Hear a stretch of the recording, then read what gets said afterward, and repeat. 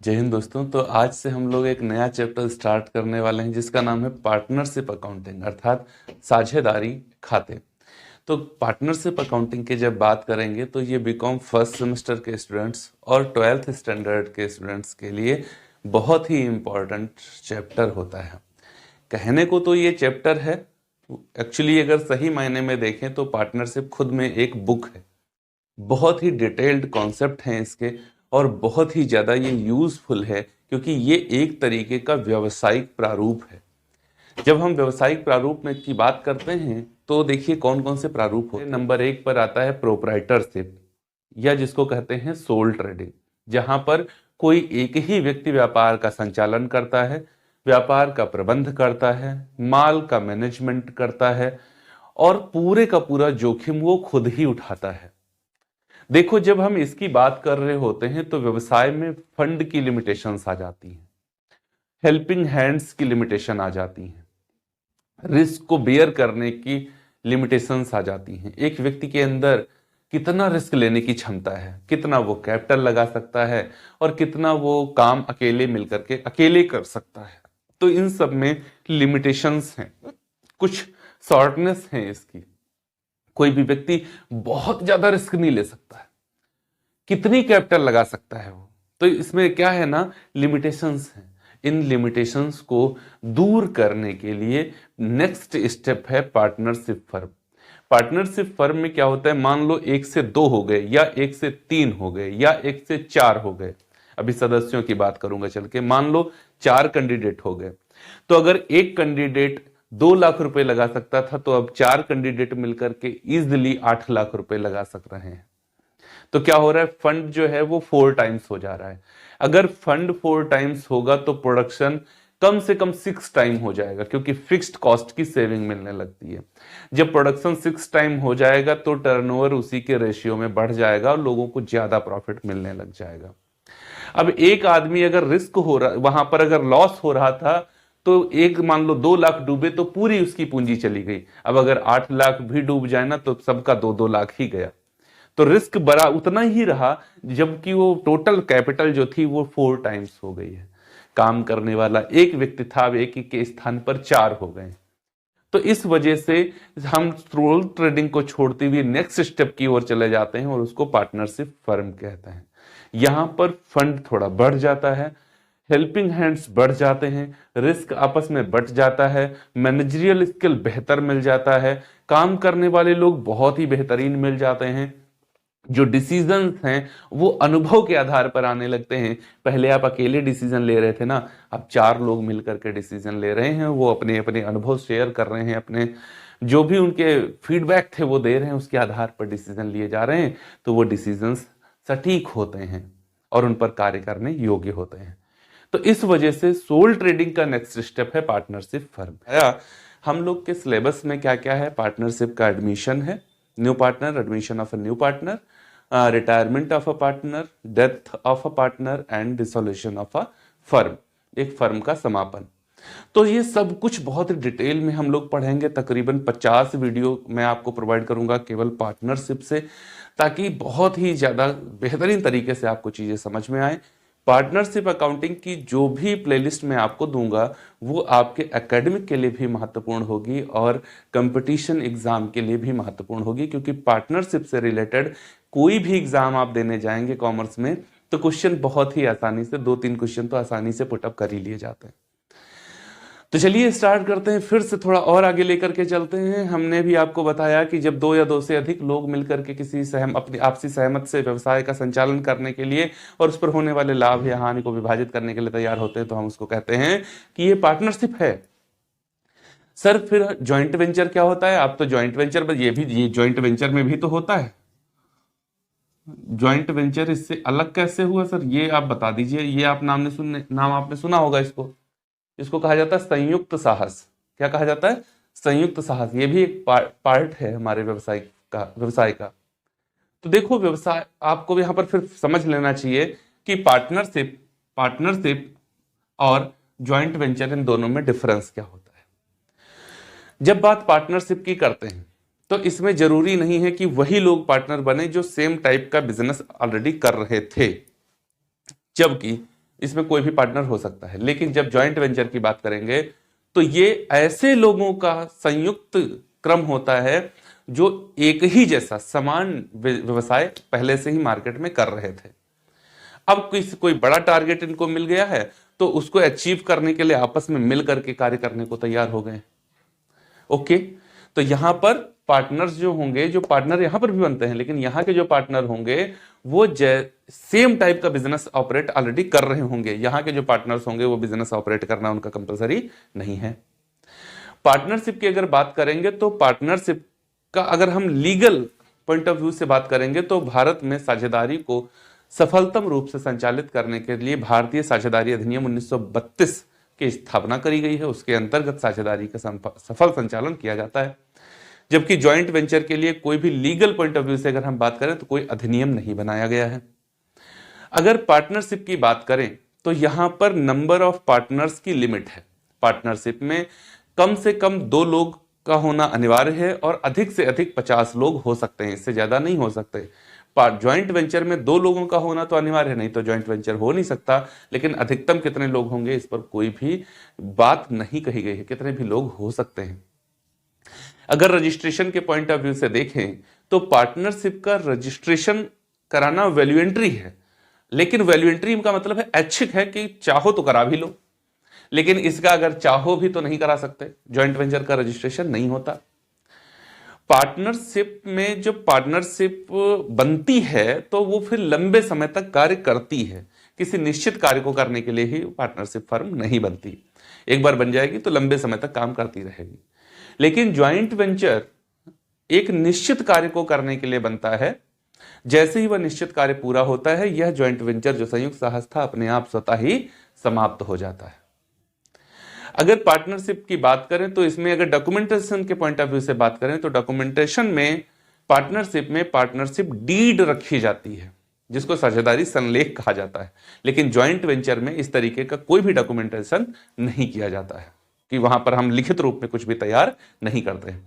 तो उम्मीद है आपको ज्वाइंट वेंचर और पार्टनरशिप का डिफरेंस भी क्लियर हो गया होगा कि ज्वाइंट वेंचर और पार्टनरशिप ये दोनों अलग अलग चीजें हैं, ये एक नहीं है। तो अब चलते हैं और पार्टनरशिप को हम पार्टनरशिप अधिनियम जो भी हमारा भारतीय साझेदारी अधिनियम 1932 की धारा 4 के अंतर्गत क्या डिफिनेशन दी गई और क्या कैरेक्टरिस्टिक्स हैं पार्टनरशिप फर्म के, चलिए देखते हैं कि बताया उसी बात को भारतीय साझेदारी अधिनियम 1932 की धारा 4 के अनुसार दी गई परिभाषा के माध्यम से समझने का प्रयास करते हैं। आइए देखो यहां पर क्या बताया गया। भारतीय साझेदारी अधिनियम 1932 की धारा 4 के अनुसार क्या बताया गया, साझेदारी क्या है, उन व्यक्तियों का संबंध है। किसका? व्यक्तियों का। और क्या है? संबंध है। ये आपसी रिलेशन है किनका? उन व्यक्तियों का। देखो व्यक्ति नहीं कहा, क्या कहा? व्यक्ति नहीं कहा, व्यक्तियों। जब बात व्यक्तियों की जाती है इसका मतलब है कि 2 या 2 से अधिक लोग होंगे, तभी तो व्यक्तियों आया। इस परिभाषा को अगर आप सही तरीके से समझ सके तो नीचे जितने भी कैरेक्टरिस्टिक्स इसके दिए गए हैं वो बहुत ही आसानी से समझ में आएंगे। तो सबसे पहली बात क्या मिली कि साझेदारी उन व्यक्तियों मतलब 2 या 2 से अधिक लोग हैं, तो 2 या 2 से अधिक लोगों के बीच का संबंध है जो एक ऐसे व्यापार, अब देखो यहां पर एक वर्ड मिला, क्या? व्यापार। व्यापार से हमें क्या क्लियर हो रहा है कि उन दोनों व्यक्तियों के द्वारा मिल करके किसी व्यापार का संचालन करना परम आवश्यक है। अगर व्यापार नहीं हो रहा है तो वो साझेदारी नहीं कही जाएगी। व्यापार भी होना चाहिए और व्यापार वैधानिक भी होना चाहिए, नहीं तो अवैध साझेदारी हो जाएगी। साझेदारी वैधानिक भी होती है और अवैधानिक भी होती है। अब 3-4 लोग मिलकर के आपस में कहें कि वो सुपारी लेने का काम शुरू कर दें, चोरी करने का, वो भी तो पार्टनर है। 10 चोर मिलकर के चोरी करने का काम कर रहे हैं, कहे हम तो यार पार्टनर हैं। अरे पार्टनर तो हो लेकिन अवैधानिक काम कर रहे हो ना। तो कैसा? व्यापार भी होना चाहिए और वैधानिक भी होना चाहिए। तो दूसरा वर्ड क्या मिला? व्यापार के लाभों। व्यापार का उद्देश्य क्या होना चाहिए? लाभ कमाना। व्यापार का उद्देश्य क्या होना चाहिए? लाभ कमाना। देखो जितने पॉइंट्स यहां पर अंडरलाइन कर रहा हूं सब नीचे कैरेक्टरिस्टिक्स में मिलेंगे। 2 या 2 से अधिक व्यक्ति हैं, उनका उद्देश्य है व्यापार करना। व्यापार क्यों करना? क्योंकि लाभ कमाना है। और लाभ कमाना ही नहीं, उसे आपस में बांटने के लिए सहमत हुए हैं। आपस में क्या किए हैं? बांटने के लिए सहमत। सहमत का मतलब होता है एग्री हुए हैं, ठहराव किया है, कॉन्ट्रैक्ट किया है। बात समझ में आ रही है? तो साझेदारी क्या है? दो या दो से अधिक व्यक्तियों के बीच का एक संबंध है। और यह संबंध कैसे बनता है? कॉन्ट्रैक्ट के आधार पर, ठहराव के आधार पर, एग्रीमेंट के आधार पर बनता है। ये क्यों आपस में मिले हैं? क्योंकि एक व्यापार को संचालित करना चाहते हैं। क्या करना चाहते हैं? व्यापार को संचालित करना चाहते हैं। क्यों? क्योंकि लाभ कमाना उद्देश्य है इनका।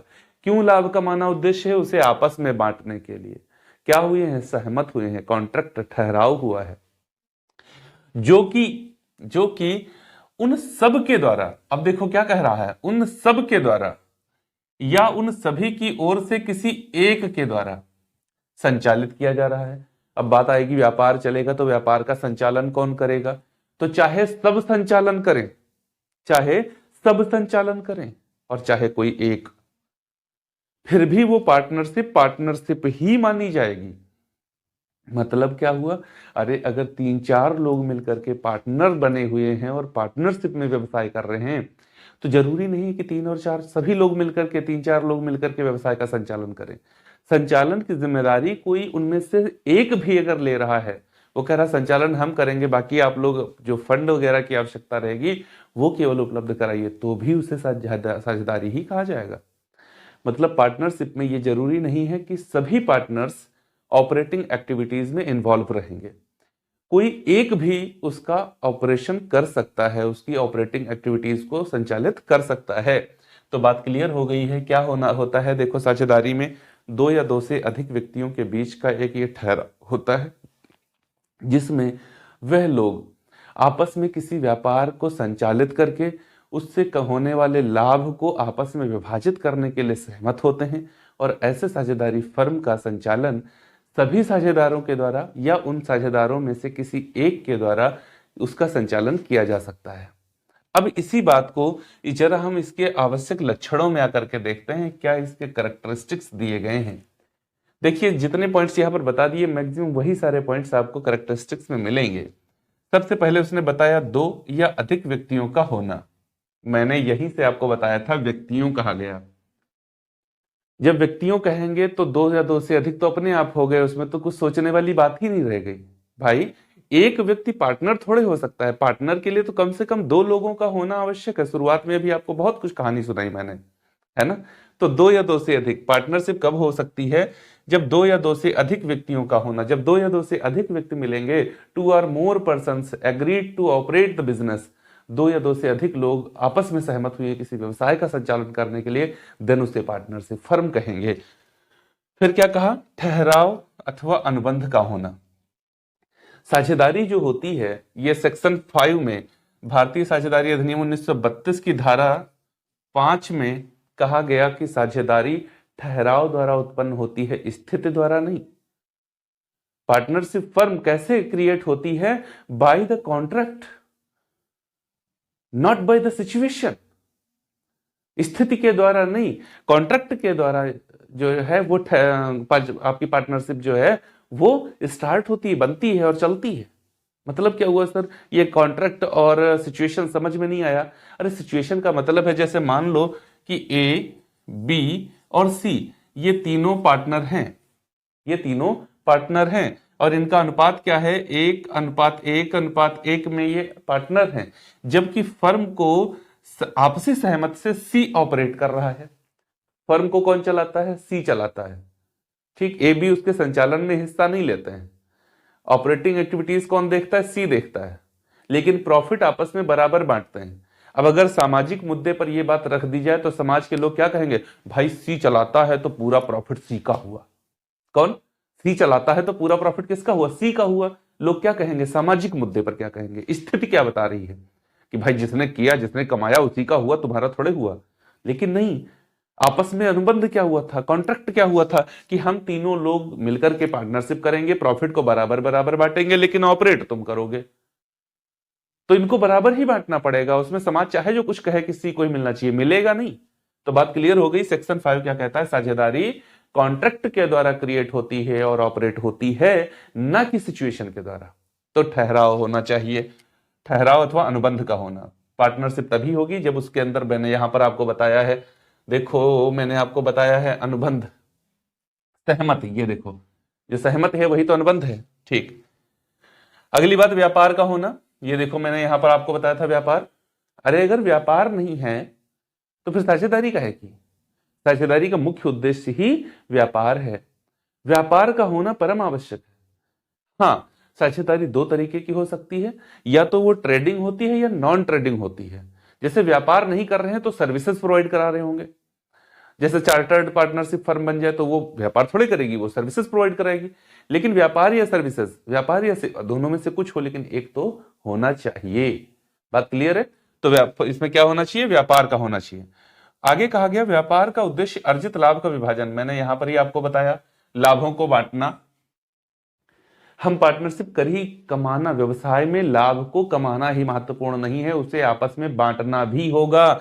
इसीलिए तो पार्टनरशिप फर्म में सभी साझेदारों का लाभ विभाजन अनुपात होता है। क्या होता है? प्रॉफिटेबिलिटी का रेशियो होता है कि आखिर हम लाभ जो कमाएंगे उसको आपस में कैसे बांटेंगे। तो प्रॉफिटेबिलिटी रेशियो होता है।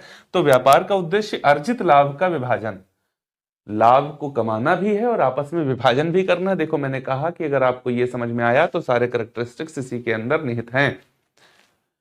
सभी साझेदारों या किसी एक के द्वारा संचालन, मैंने आपको यहीं पर अभी बताया है। ये देखो क्या है, सबके द्वारा या उन सभी की ओर से। देखो ऐसे नहीं है कि हम कहेंगे देखो पार्टनर तो तुम सब लोग हो लेकिन चलाएंगे खाली हम, ये थोड़े। उन सब की ओर से वो सब कहते हैं कि देखो भाई हम सब लोग पैसा लगाएंगे, लेकिन ये जो मैनेजरियल स्किल है वो सिर्फ तुम्हारे पास है। तो ऑपरेटिंग एक्टिविटीज को आप देखोगे, फर्म को कैसे चलाना है ये जिम्मेदारी आपकी है। पैसा लगाने का काम है वो हम सब लोग करेंगे, और जो काम आप हमको दोगे वो काम हम भी करेंगे, लेकिन मुख्य रूप से पूरी जिम्मेदारी आपकी होगी।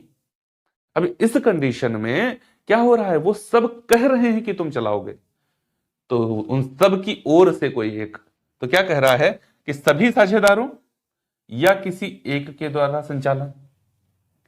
पार्टनरशिप में जरूरी नहीं है कि सभी संचालित करेंगे, सभी के स्थान पर कोई एक भी संचालित कर सकता है, बस सभी लोग इस बात के लिए एग्री हो गए हों। नेक्स्ट कहा है प्रत्येक साझेदार को अपनी फर्म का एजेंट होना। अब यहां पर समझिएगा जरा एजेंट वाली बात क्या होती है। आपने जैसे कंसाइनमेंट में पढ़ा, कंसाइनमेंट एक चैप्टर पढ़ा होगा आपने, या branch accounting BCom first semester के बच्चे भी ब्रांच अकाउंट पढ़ते हैं, वहां पर हेड ऑफिस होता है और ब्रांच होती है। ब्रांच किसी भी नुकसान के लिए रिस्पॉन्सिबल नहीं होती है, नुकसान के लिए रिस्पॉन्सिबल होता है हेड ऑफिस। मान लो बैड डेब्ट्स हो जाए तो ब्रांच इसके लिए रिस्पॉन्सिबल नहीं है, हेड ऑफिस रिस्पॉन्सिबल है। ओके, इसी तरीके से कंसाइनमेंट अगर पढ़ेंगे तो वहां पर एक प्रधान होता है और एक एजेंट होता है। जैसे कोई फर्म है और आपने किसी को अपना एजेंट अपॉइंट कर रखा है, आपकी तरफ से सारे डिसीजंस वो ले सकता है, ये राइट आपने उसको दिया है। उसने आपको लाभ पहुंचाने के उद्देश्य से किसी के साथ में कोई अनुबंध कर लिया था, कॉन्ट्रैक्ट कर लिया था। ड्यू टू कॉन्ट्रैक्ट या ड्यू टू सर्कमस्टेंस उसमें प्रॉफिट नहीं हुआ, लॉस हो गया, तो क्या उस लॉस के लिए वो एजेंट जिम्मेदार होगा? नहीं। कौन जिम्मेदार होगा? मालिक जिम्मेदार होगा। अगर आपकी तरफ से आपके द्वारा नियुक्त किया गया एजेंट अनुबंध करता है और नुकसान हो जाता है, हाँ बस उसका अटेंशन आपको नुकसान पहुंचाने का नहीं होना चाहिए, उसका उद्देश्य आपको लाभ पहुंचाने का था लेकिन हो नुकसान गया, तो इसके लिए जिम्मेदार मालिक होगा ना कि एजेंट होगा। तो ठीक यही बात यहां पार्टनरशिप में आती है। सभी पार्टनर्स पार्टनरशिप फर्म को ऑपरेट कर सकते हैं और उनका उद्देश्य होता है कि किसी भी तरीके से जो भी अनुबंध किए जाएं उससे पार्टनरशिप फर्म को फायदा हो। लेकिन बाई चांस उनके द्वारा किए गए अनुबंध से फर्म को फायदा नहीं बल्कि नुकसान हो गया, तो इस कंडीशन में वो पर्टिकुलर पार्टनर रिस्पॉन्सिबल नहीं होगा। रिस्पॉन्सिबल कौन होगी? पार्टनरशिप फर्म रिस्पॉन्सिबल होगी, मतलब सभी पार्टनर्स उसके लिए बराबर रिस्पॉन्सिबल होंगे।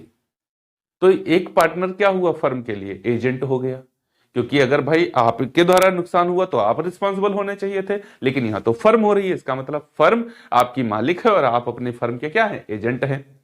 लेकिन ध्यान रखना, प्रत्येक जो पार्टनर होता है वो फर्म का मालिक भी होता है, प्रत्येक साझेदार अपनी फर्म का एजेंट भी होता है और अपनी फर्म का मालिक भी होता है। मालिक कैसे होता है? जिन लोगों ने डिसीजन ये नहीं लिया था, जब लॉस हो गया तो वो सब लोग मिलकर के उसको बर्दाश्त करेंगे। तो फिर ये तो मालिकों वाली बात हो गई, ठीक है ना। दूसरी बात, अगर इसने नुकसान पहुंचाने के उद्देश्य से कोई अनुबंध किया है, मान लो एक पार्टनर है ये ए, ये नुकसान पहुंचाने के उद्देश्य से डी के साथ में कोई एग्रीमेंट कर लेता है जिससे पार्टनरशिप फर्म को लॉस हो जाता है। फर्म के बाकी मेंबर्स को यह पता भी हो गया है कि ए ने लॉस पहुंचाने के उद्देश्य, धोखा देने के उद्देश्य से ही ये एग्रीमेंट किया था। देन यहां पर इंडिविजुअली मिस्टर ए को रिस्पॉन्सिबल ठहरा दिया जाएगा, तो मिस्टर ए कौन हो जाएंगे? मालिक हो जाएंगे, ठीक है ना। तो प्रत्येक पार्टनर अपनी फर्म का एजेंट भी होता है और ओनर भी होता है। यह बात आपकी पार्टनर इसमें एक्ट में नहीं लिखी गई है। साझेदारी की अधिकतम संख्या, साझेदारी की अधिकतम संख्या जो थी वो 10 और 20 थी। अगर बैंकिंग व्यवसाय कर रहे हैं तो वहां पर 10 और नॉन बैंकिंग कर रहे हैं तो 20। लेकिन देखो, साझेदारी अधिनियम में संख्या पर कोई बात नहीं कही गई है। कंपनी अधिनियम 1956 में बात कही गई थी, किसके लिए? अब वैसे 2013 चल रहा है, लेकिन 1956 में बात कही गई थी कि पार्टनरशिप के जो मेंबर्स होंगे उनकी बात कंपनी अधिनियम में कही गई है। तो कंपनी अधिनियम के अकॉर्डिंग किसी भी साझेदारी फर्म में जो सदस्यों की संख्या हो सकती है वो 10/50। मतलब अगर बैंकिंग कंपनी व्यवसाय कर रही है, कोई फर्म बैंकिंग व्यवसाय कर रही है, तो उसके सदस्यों की अधिकतम संख्या 10, और नॉन बैंकिंग या अदर कोई काम कर रही है तो उसके सदस्यों की अधिकतम संख्या 50 होगी। ध्यान रखना, ये बदल गया है।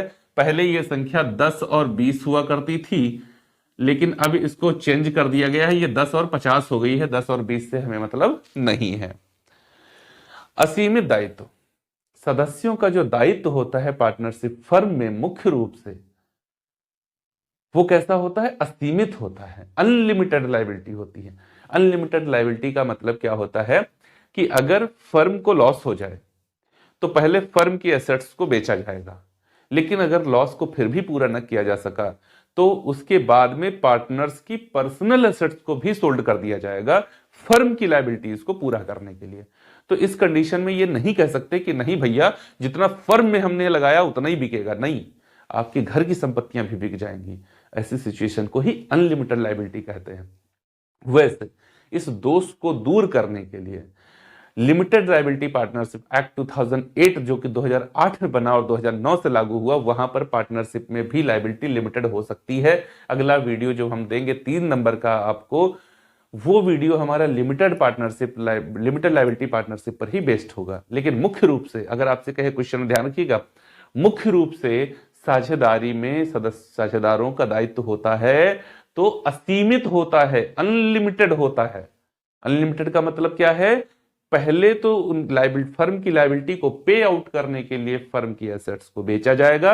अगर फिर भी सॉर्ट आउट नहीं हो सकी लायबिलिटीज तो पार्टनर्स की प्राइवेट एसेट्स को भी नीलाम कर दिया जाएगा, बेच दिया जाएगा फर्म की लायबिलिटी को पे करने के लिए। ओके, हाँ जी सर। वैधानिक आवश्यकता, देखो साझेदारी अधिनियम जो होता है, साझेदारी जो है वो ना तो विधान के अंतर्गत बनती है और ना ही विधान के अंतर्गत समाप्त होती है। साझेदारी बनती कैसे है? ये आपसी सहमति से बनती है, मतलब ठहराव से बनती है। देखो यहां क्या कहा था, ठहराव या अनुबंध से बनती है, और ठहराव या अनुबंध के बाद ये स्वतः समाप्त हो जाती है। इसको बनाने के लिए और इसको मिटाने के लिए किसी अनुबंध की आवश्यकता नहीं होती है कि हम पहले जाएंगे, ये लीगल प्रोसीजर को फॉलो करेंगे, एप्लीकेशन फॉर्म भरेंगे, ऐसा कुछ करने की आवश्यकता नहीं होती है। तो यह स्वतः बनती है अनुबंधों के द्वारा, आपसी सहमति के द्वारा, और उसी तरीके से यह समाप्त भी होती है। अंतिम बात है पंजीयन, मतलब रजिस्ट्रेशन। फर्म का जो रजिस्ट्रेशन होता है वो वैल्यूएंट्री नहीं होता है, वो मैंडेटरी नहीं होता। जो फर्म का रजिस्ट्रेशन होता है वो मैंडेटरी नहीं होता, वैल्यूएंट्री होता है, मतलब अनिवार्य नहीं होता है, ऐच्छिक होता है।